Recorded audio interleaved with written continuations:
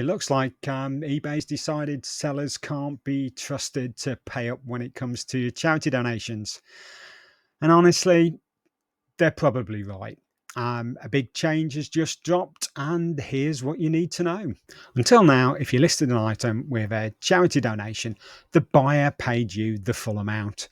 Then, once a month, the PayPal Giving Fund would send you an invoice for you to manually pay that donation to them. But if you forgot or just couldn't be bothered to pay, it'd go unpaid, and then you could be stopped from listing charitable items in the future.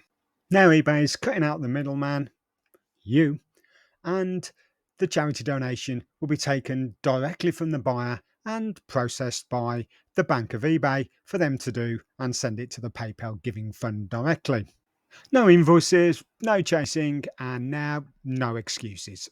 So, why the switch, you ask? Well, according to eBay, it's primarily to make sure the charities get the money. Agree with that one.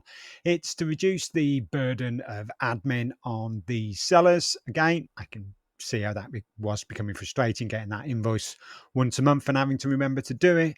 And also to give confidence to potential buyers that if something on there says this item is giving money to charity, eBay makes sure that that money goes direct to the charity.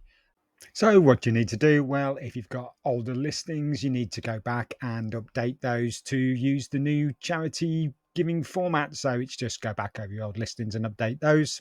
So, in summary, it's cleaner, it's faster, and it's less trust based. So, hit like if you've saved some confusion by watching this, and subscribe for more no fluff, no BS seller updates.